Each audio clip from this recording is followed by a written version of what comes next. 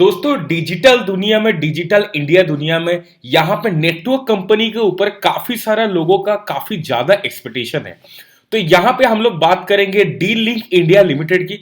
क्या यहाँ पे हम लोग का एक्चुअल में पैसा मल्टीप्लायर बन सकता है, मल्टीप्लाई हो सकता है? ऑलरेडी तेजस नेटवर्क के ऊपर मैं बात कर चुका हूँ, उसमें क्या सिचुएशन हुआ था ऑलरेडी मैं कंप्लीटली एक अच्छे तरीके से डिस्कस भी किया हुआ हूँ, वहां पे जाके आप लोग देख भी सकते हो।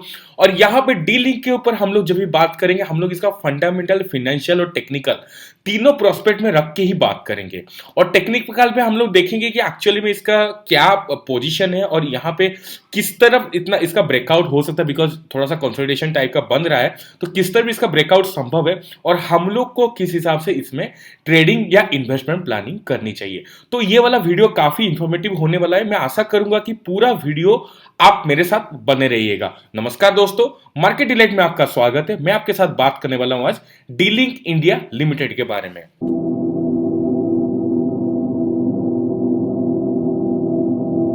तो सबसे पहले आपको मार्केट कैपिटलाइजेशन के हिसाब से 393 करोड़ का एक कंपनी दिखेगा। स्मॉल कैप कंपनी है, छोटी सी कंपनी है। और यहां पे डेट जो आप लोग को दिखेगा तो 8.73 करोड़ का, और डेट टू इक्विटी रेशियो निकल के आएगा 0.04। इसका मतलब है कि डेट वाइज अगर कंपनी का हम लोग वैल्यूएशन करें या कंपनी का हम लोग क्वालिटी एनालिसिस करें तो यहाँ पे कोई प्रॉब्लम दिख नहीं रहा है। और छोटा सा डेट तो रहेगा ही, और डेट टू इक्विटी रेशियो जो हम लोग का 1 रहता है, और जितना छोटा कंपनी होता है उसका 0.5 तक रह सकता है। तो उसके हिसाब से यहाँ पे आप लोग को कोई भी प्रॉब्लम नहीं दिखनी चाहिए, करेक्ट। और यहाँ पे आरओसी आप लोग को दिखेगा काफी शानदार, काफी हेल्दी आरओसी है 19.7% की। लेकिन अगर आप पीयर्स कंपैरिजन यहाँ पे करोगे तो यहाँ पे कंप्यूटर हार्डवेयर के ऊपर यहाँ पे जो कंपैरिजन जो हुआ है, तो उसके हिसाब से आपका जो डी लिंक है 18.70, जो कि हाईएस्ट आरओसी यहाँ पे परफॉर्म कर रहा है। और डी लिंक का अगर पी रेशियो हिसाब से बात किया जाए तो 15.31 के हिसाब से यहाँ पे पी ट्रेड कर रहा है, स्टॉक ट्रेड कर रहा है। तो इसका मतलब है कंपनी का वैल्यूएशन काफी सस्ता है। आप लोग के लिए एक जो डी लिंक इंडिया है उसका अच्छा खासा वैल्यूएशन, सस्ता वैल्यूएशन पे मिल रहा है, करेक्ट। और यहाँ पे अगर बात किया जाए प्रोमोटर होल्डिंग की 51% स्टेट है, 50% से ऊपर है, तो हम लोग को इसको सेफ ही मानेंगे। और अगर इन्वेस्टर्स में जाके हम लोग शेयर होल्डिंग पैटर्न चेक करते हैं लास्ट 3 साल की, तो प्रोमोटर का होल्डिंग बरकरार है लास्ट 3 साल में 51.02, और सितंबर में 51.02 ही है। एफआईए का होल्डिंग यहाँ पे कंप्लीटली जीरो दिख रहा है, जो कि जीरो था, बीच में थोड़ा सा इधर उधर हुआ था जरूर। और डीआई का होल्डिंग पूरा कंप्लीटली खत्म होने के लिए आया हुआ है, जो कि 4.15% के हिसाब से था, अभी लगभग जीरो के बराबर ही है। और यहाँ पे पब्लिक के पास स्टेक होल्डिंग बढ़ते गया है 44.83, और यहाँ पे 48.97 में आके रुका हुआ है। लगभग 5% का, लगभग सॉरी यहाँ पे 4% के आसपास का यहाँ पे वृद्धि घटा है। तो इसका मतलब है कि यहाँ पे हम लोग को जो प्राइस अभी मिल रहा है वो वैल्यूएशन वाइज सस्ता हो सकता है, बट स्टिल टेक्निकल वाइज उसका और भी कुछ प्राइस निकल सकता है। वो हम लोग टेक्निकल एनालिसिस में जरूर बात करेंगे, क्या इसका प्रॉपर रेंज हो सकता है।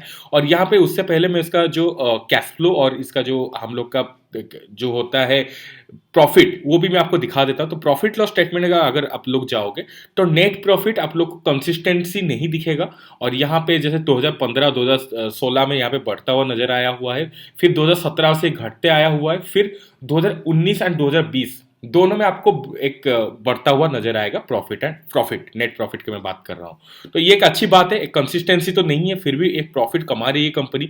प्रॉफिट तो कमा रही है, उसके साथ साथ अपना जो फ्री कैश फ्लो है लास्ट 3 साल का आप लोग देखोगे 63.1 करोड़ रुपीज का है, और जो 5 साल का अगर देखोगे तो 62.1 करोड़ रुपीज का है, जो कि आप लोग को एक दिखेगा हेल्दी कैश फ्लो। कंपनी खाली प्रॉफिट नहीं कमा रही है, अपना जो कैश फ्लो है वो सही से मेंटेन किया गया है, तो उसको हम लोग एक पॉजिटिव साइन की तरह मानेंगे।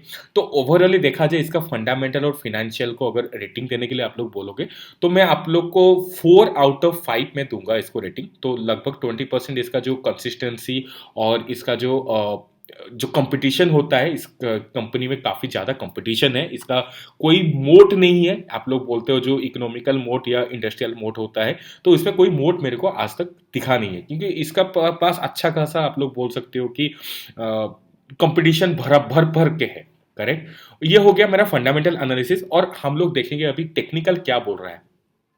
वन डे चार्ट के हिसाब से यहाँ पे अच्छा खासा बढ़त आने के बाद यहाँ पे क्रॉसओवर हुआ है, और इस क्रॉसओवर के बाद यहाँ पे जो गिरावट दिखाया हुआ है उस गिरावट के साथ आप लोग का वॉल्यूम भी सामने आ जाएगा, और इस वॉल्यूम का इंटेंसिटी थोड़ा सा लो है। तो यहाँ पे हम लोग एक एक्सपेक्ट कर सकते हैं कि कंसोलिडेशन मोड में जा सकता है ये कंपनी, इस कंपनी का स्टॉक का प्राइस। तो इस कंसोलिडेशन में कौन सा रेंज में आप लोग को प्राइस पिक करना होगा वो हम लोग टेक्निकल चार्ट का जो सबसे रिलायबल पैटर्न होता है हम लोग कैंडलस्टिक में डिस्कशन करेंगे। और यहाँ पे 1 वीक के हिसाब से देखा जाए तो यहाँ पे जो ऊपर की तरफ जो जा रहा था उसके साथ इंटेंसिटी भी साथ में था, उसके बाद यहाँ पे कंसोलिडेशन मोड में आ चुका है। तो ये एक और दूसरा संकेत है जो कि 1 डे चार्ट में भी इसका कंसोलिडेशन मोड में ला सकता है। और 1 मंथ के हिसाब से बात किया जाए अभी भी इसमें इंटेंसिटी बचा हुआ है, और यहाँ पे जैसे कि प्रतीत हो रहा है कि ऊपर जा सकता है, बट स्टिल यहाँ पे हम लोग को एक कंसोलिडेशन मोड को एक्सेप्ट करना ही ज़्यादा सही रहेगा। तो आज ए कंसोलिडेशन यहाँ पे जो रेंज है उसी रेंज के बीच में ये काम करेगा, उस रेंज का अंदर ही अगर आप लोग ट्रेड करते हो तो देन आप लोग मुनाफा कमा सकते हो। और यहाँ पे मल्टीबैगर पैटर्न के अगर ऊपर बात किया जाए तो यहाँ पे आप लोग को कोई भी मल्टीबैगर पैटर्न नहीं दिखेगा, जैसे कि 3 गुना 4 गुना टाइप का यहाँ पे एक्सपेक्टेशन रहता है हम लोग का, उस टाइप का तो अभी के लिए कोई भी चार्ट नहीं बन रहा है। हो सकता है इसका जो आगे चार्ट बनेगा अगर 45 डिग्री स्लो पे बनता है लाइक दिस, ये वाला जो जैसे 45 डिग्री में था, तो अगर उसी टाइप का 45 डिग्री में स्लोप बनता है देन हम लोग का जो एक्सपेक्टेशन है, हम लोग का जो आप लोग बोल सकते हो कि कैलकुलेशन है, उस हिसाब से काम करेगा। लेकिन अभी के लिए कोई भी मल्टीबैगर साइन शो नहीं कर रहा है। और यहाँ पे अगर मैं बात करूँ हम लोग का जो कैंडलस्टिक पैटर्न में, तो यहाँ पे दो चीज आप लोग को देखना है। यहाँ पे एक ट्रायंगल करके यहाँ पे जो फ्लैग पैटर्न यहाँ पे बना रहा है, तो उस फ्लैग पैटर्न को अगर रेस्पॉन्ड करेगा जिसी तरफ भी मूवमेंट होगा, राइट, अगर ऊपर की तरफ मूवमेंट होगा, अगर अच्छा वॉल्यूम के साथ होगा देन आप लोग को एक अच्छा खासा मूवमेंट मिल सकता है ऊपर की तरफ बुलिश सेगमेंट में। अगर नीचे की तरफ होगा तो यहाँ पे आप लोग को एक गिरावट भी दिख सकता है। और यहाँ पे कंसोलिडेशन मोड में जाने के लिए जो मैं आपको बताया था 5813 में, उसके पीछे क्या रीजन था वो भी मैं आपको बता देता हूँ। यहाँ पे जितना रेड कैंडल बना है चाहे ग्रीन कैंडल बना है, जो भी बना है उसके साथ वॉल्यूम सपोर्ट में नहीं है। तो उसके हिसाब से अगर आप लोग बात करोगे तो इसी रेंज के अंदर ही आगे चलता रहेगा लगभग। आप लोग का नेक्स्ट जब तक इसका रिजल्ट ना निकल गया हो तो तब तक आप लोग को उस हिसाब से इसी रेंज के अंदर ट्रेड करना है। और दूसरी बात है, अगर ये वाला जो लेवल है इसके जो 108 का जो लेवल है, 108 के नीचे और एक बार नीचे जाएगा, अगर नेक्स्ट बार अगर जाता है तो 108 के अगर नीचे जाता है लगभग आप लोग 1 मंथ का एक होल्ड रखना चाहिए, आप लोग का 1 मंथ का वेट एंड वॉच रखना चाहिए। 1 मंथ के बाद अगर 108 से नीचे जाता है और अच्छा वॉल्यूम के साथ जाता है तो इसमें भारी गिरावट हो सकता है। और उस गिरावट अगर होगा तो कहां तक होगा वो मैं आपको बता देता हूं। इसका लेवल लगभग 70 के आसपास पहुंच सकता है। तो इसको थोड़ा सा ध्यान में रख के आप लोगों को काम करना है। यहाँ पे कभी भी कोई भी दिक्कत हो, यहाँ पे अगर निफ्टी अच्छा खासा गिरावट दिखाता है तो इसमें अच्छा खासा गिरावट होकर उस 70 का लेवल भी टच कर सकता है। लेकिन अगर 70 का लेवल में आप लोग एंटर करते हो देन आप लोग को एक अच्छा खासा मुनाफा दिख सकता है for the long term, correct. तो वहां पे आपका जो रिस्क एंड रिवार्ड रेशियो है वो आप लोग का फेवर में आ जाएगा। और यहाँ पे डाइवर्जेंस कुछ भी नहीं बना हुआ है, तो डाइवर्जेंस का टेबल मैं सामने नहीं लाया हुआ हूँ। ये रहा हम लोग का कोरिलेशन कोफिशिएंट। तो कोरिलेशन आज पर कोरिलेशन कोफिशिएंट 0.33 दिख रहा है सीसी। तो इसका मतलब है निफ्टी किस तरह भी मूवमेंट कर जाए उसको उतना ज्यादा फर्क नहीं पड़ने वाला, लगभग 33-34% के आसपास का फर्क पड़ेगा।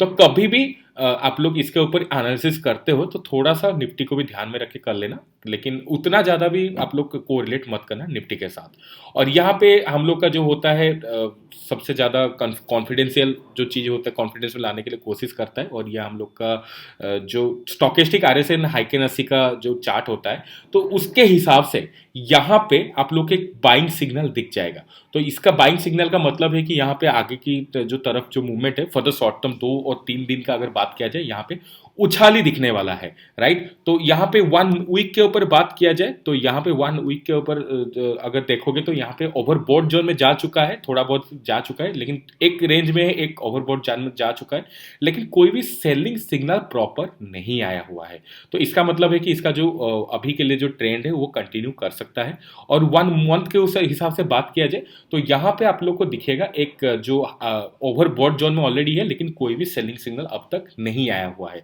लेकिन वन डे में आप लोग को थोड़ा सा कंफ्यूज कर सकता है। जैसे कि 5813 में अगर देखा जाए तो 5813 कंपेयर्ड टू, और यहाँ पे जो आप लोग का यहाँ पे जो स्टॉकेस्टिक आरएसआई के जो है, तो यहाँ पे एक जगह में बाइंग मिल रहा है, एक जगह में सेलिंग सिग्नल मिल रहा है, लेकिन आप लोग को 5813 का प्रायोरिटी ज़्यादा देके वहाँ पे आप लोग को काम करना होगा। तो फॉर द शॉर्ट टर्म यहाँ पे थोड़ा सा कंसोलिडेशन तो बनेगा ही, लेकिन जो वन डे टू डे के हिसाब से यहाँ पे एक बार गिरावट दिख सकता है।